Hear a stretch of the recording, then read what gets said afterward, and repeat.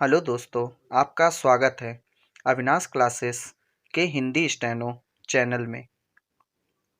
अब dictation start होगा।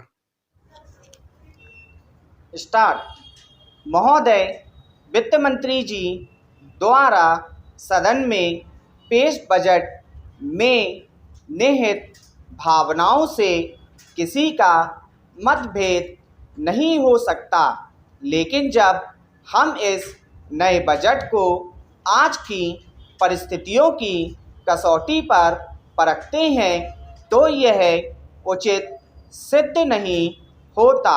नए बजट में विकास की दर बढ़ेगी, इसका कोई आश्वासन नहीं दिया गया है। कमज़ोर वर्ग को राहत मिलेगी, इसके संबंध में भी कोई ठोस उपाय या योजना नहीं दी गई है।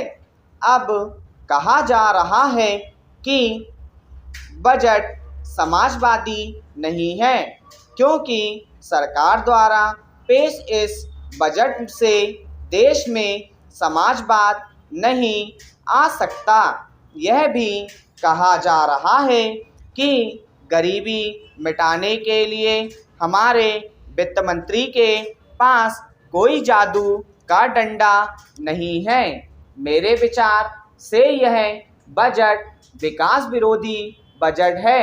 यह बजट विषमता कम नहीं करता और न यह बजट विकास की दर बढ़ाने के लिए जिन साधनों पर जुटाया जा सकता है उन साधनों को जुटाने का साहसपूर्ण प्रयत्न ही करता है। पैरा, मुझे आश्चर्य है कि प्रत्येक बजट में योजना के नाम पर अधिक रुपए रखने की बात कही जाती है और इस बजट में भी वित्त मंत्री महोदय ने अपने बजट भाषण में कहा है कि हमने करोड़ों रुपए इस वर्ष की योजनाओं के लिए रखे हैं।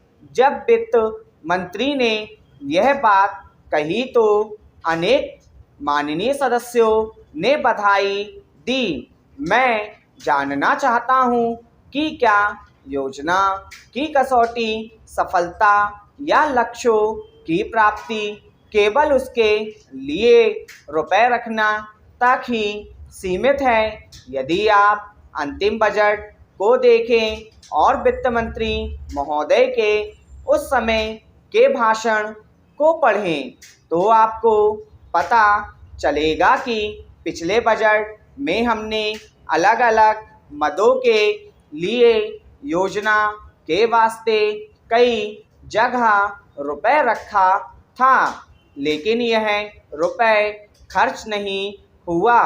मेरे कहने का अर्थ यह भी है कि जिस काम के लिए रुपए रखा जाए और वह खर्च ना हो तो आश्चर्य की बात है।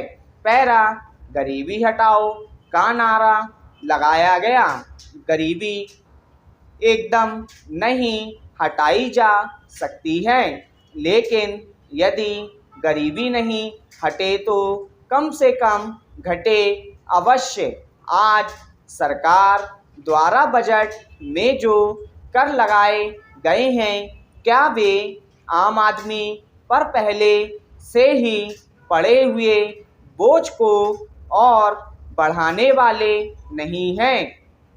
मैं वित्त मंत्री महोदय से पहले रेल मंत्री द्वारा पेश किए गए रेल बजट में किराए और माल भाड़े की दर में भी वृद्धि की गई है। स्टॉप।